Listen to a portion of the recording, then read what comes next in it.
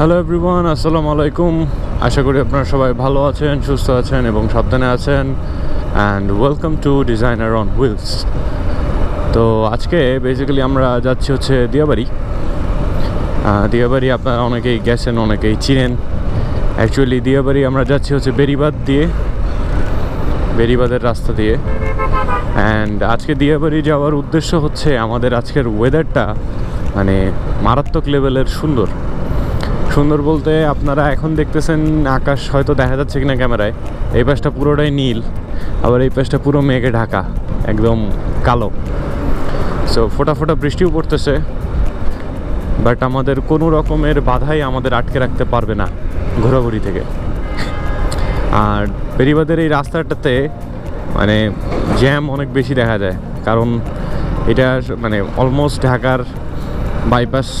So সব বড় বড় বাস, ট্রাক, গাড়ি এদিক দিয়ে সব বের হয়ে যায় একবারে আপনার টঙ্গী, গাজীপুর ওদিকে। এদিক দিয়ে কই যাবে? গোলাপগ্রাম যাবা নাকি? হ্যাঁ, ব্রিজটা সুন্দর। এখনো বল, ঠিকঠাক করে বল, এখনো কিন্তু রাস্তা পার হই নাই। গোলাপগ্রাম যাব, গ্রেট। সো আমাদের একদম ইনস্ট্যান্ট প্ল্যান চেঞ্জ। বের হয়েছিলাম দিয়াবাড়ির জন্য ওয়েদার দেখতে, এখন যাইতেছি গোলাপগ্রাম। সাভার নবীনগরের রাস্তা এদিক থেকে। এই জায়গাটা দেখছো, অসম লাগতেছে না?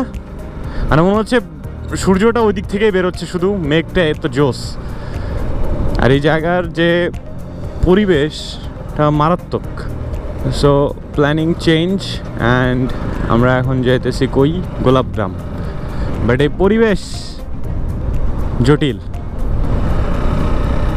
সো রাইডিং অ্যাকচুয়ালি এরকমই হওয়া উচিত। আমরা আসলে বের হয়েছি নিরুদ্দেশ। অ্যাকচুয়ালি আমাদের টার্গেট ছিল দিয়াবাড়ি যাব, বসে থাকবো, তারপরে সন্ধ্যাবেলায় চটপটি খাবো, চলে আসবো। বাট রাস্তায় এসে প্ল্যান চেঞ্জ হয়ে গেছে। আমরা যাইতেছি গোলাপগ্রাম। এখন জানি না গোলাপগ্রাম কত দূর বা কী, আমি নাম শুনি নাই, এই শুনলাম ওর কাছে। এখানে রাস্তার কাজ চলতেছে মেবি, যার কারণে পুরা রোড ব্লক হয়েছে। এই যে রাস্তার কাজ হচ্ছে, এই ওয়ান ওয়ে হয়ে গেছে, পুরা রোড জাম হয়ে গেছে।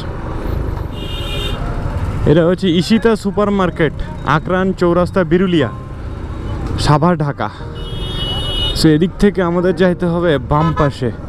আর লিটারেলি মনে হইতেছে যে গ্রামের মধ্যে চলে আসছি। আমরা এখন ধীরে ধীরে গ্রামের ভিতরে যাচ্ছি। ঢাকার মধ্যেই গ্রাম। এখানকার বাতাসটাই অন্যরকম। গরু আর অটো, যাইতে দাও, আস্তে করে বের হয়ে যাও সাইড দিয়ে। এই গরু। রাস্তাটা অনেক মানে সুন্দর, রাস্তায় কোনো ভাঙাচূড়া নাই, স্পিড ব্রেকারও তেমন একটা দেখতেছি না। রাস্তাটা অনেক চিকন, গ্রামের রাস্তা অ্যাজ ইউজুয়াল, টিপিক্যাল গ্রামের রাস্তা যেরকম হয়। বাট অনেক বেশি অটো রাস্তায়, যেহেতু গ্রাম, সো অটো হওয়াটাই স্বাভাবিক। এই তোমাদের অটোকে কক্সবাজারে কি বলে? টমটম।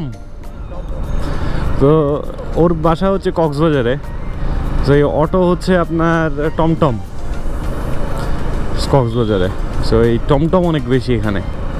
বাই দ্য ওয়ে, তুমি কি জানো টমটম নামে একটা চিপস ছিল? টমটম একটা চিপস ছিল, জানো? তুমি খাও নাই টমটম চিপস?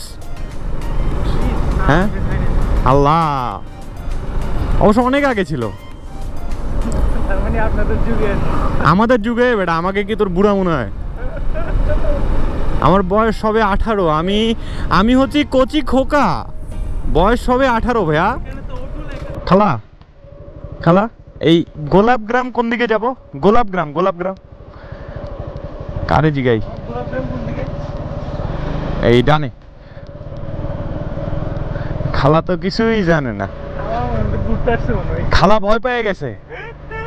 আমরা যখন দাঁড়াইছি খালা চিন্তা করতেছে এটা কি হলো। কাশবন, এটার রাস্তাটা আবার উঁচা হয়েছে। আমার এখন ফিল আসতেছে যে আমরা সাজেকে যাচ্ছি। হ্যাঁ, সাজেকের ফিল উপরে উঠতেছে, দেখছো?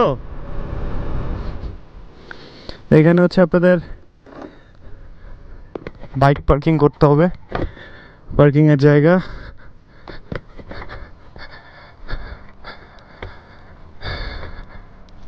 পার্কিং ফি কত মামা? হ্যাঁ, তো এখানে আপনারা বাইক রাখবেন, বাইক রেখে হেঁটে যাবেন। এগুলো হচ্ছে সব গোলাপের গাছ, কিন্তু আনফর্চুনেটলি গোলাপ তো নাই, সব কাটা ফেলাইছে। যেতে থাকি, কিন্তু গোলাপ কোন সময় থাকে? 30-40 দিন পর হবে।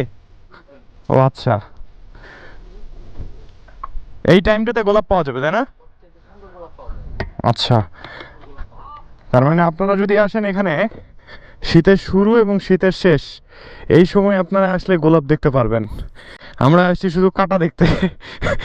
এটাকে বলে হচ্ছে কপাল।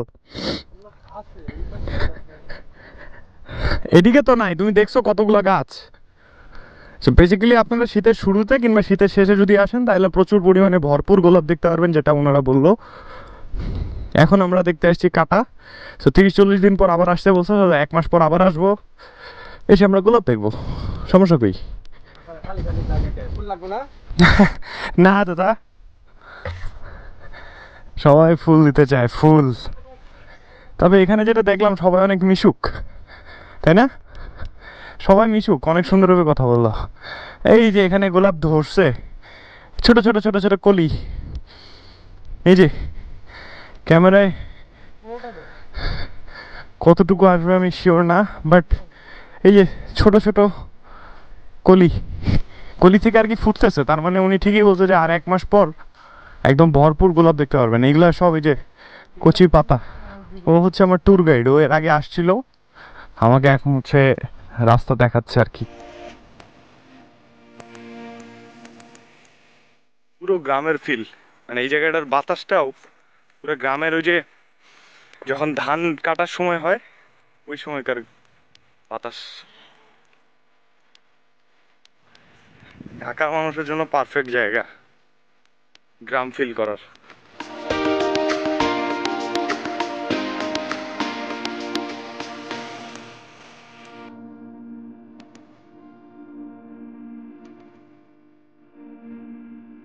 আমরা এখন ওই পাশে একটা সাঁকো আছে, ওটাতে পার হব।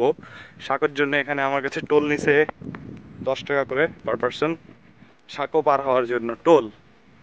সো টোল দিয়ে এখন আমরা সাঁকো পার হই, দেখি ওখানে কি আছে।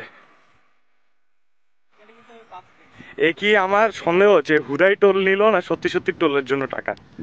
হ্যাঁ, আমার সন্দেহ হচ্ছে এ কি আমাদেরকে টুপি পরায় টাকা নিল 10 টাকা করে। আমার সন্দেহ হইলো কেন জানি ওর কথা শুনে। এইটা একটা সাঁকো, এটা পার হইতে কিসের টাকা দেয়া লাগবে আমি বুঝলাম না। জঙ্গল টঙ্গল পার করে বহুত কষ্টে মষ্টে আমরা এখন এই সাঁকোর কাছে আসছি, আমরা সাঁকো পার হবো।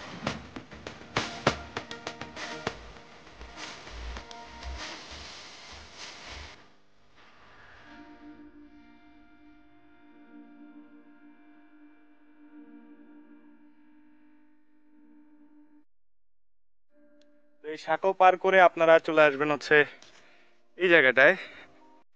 এই জায়গাটাও একদম কি বলবো, গোলাপের যে চাষ করে এই পাশে, এটা এটা লাউ গাছ না? এখানে সব লাউয়ের চাষ হবে। লাউ নাকি ঝিঙ্গা চিচিঙ্গা হোয়াটস এভার কিছু একটা আছে।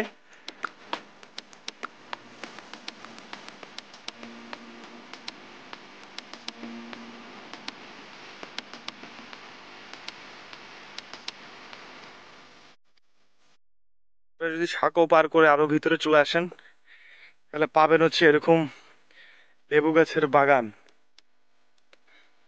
ভর্তি, সব লেবু গাছ।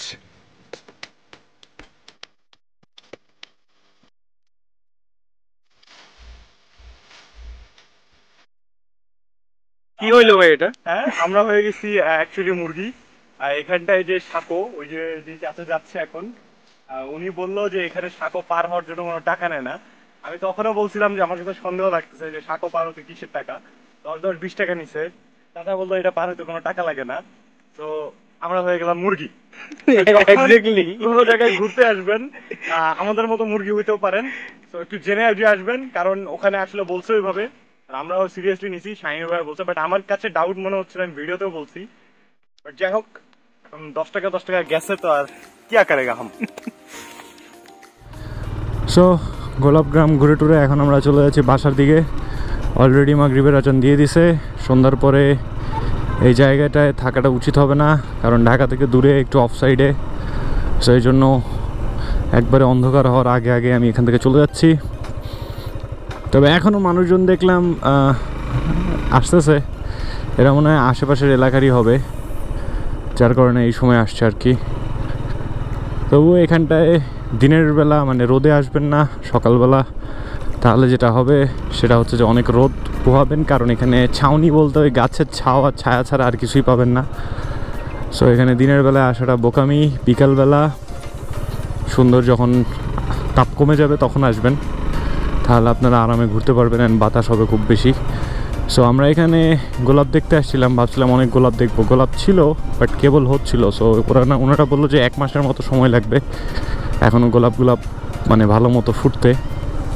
সো শীতের আগ দিক দিয়ে বা শীতের পরে আপনারা যদি আসেন তাহলে অনেক গোলাপ দেখতে পারবেন আর কি। এই জায়গাটায় পরিবেশটা খুবই ভালো, সুন্দর ছিল, একদম ঠান্ডা বাতাস, নদী টদী আছে আশেপাশে। সো ওভারঅল আপনি যদি ছোটোখাটো একটু টাইম স্পেন্ড করতে চান, সন্ধ্যাবেলায় বিকালে একটু পরিবেশ প্রাকৃতিক বাতাস খেতে চান, তাহলে সেক্ষেত্রে এই জায়গাটায় আসাটা সার্থক। মানে বাস ট্রাক, ধুলাবালি, ময়লা এরকম কিছু নাই, একদম প্রাকৃতিক পরিবেশ যেটা, এই জন্য এই জায়গাটা পারফেক্ট। সো আর লেন্দি করব না, ভালো থাকবেন সবাই, দেখা হবে নতুন কোনো একটা ব্লগে। আল্লাহ হাফেজ।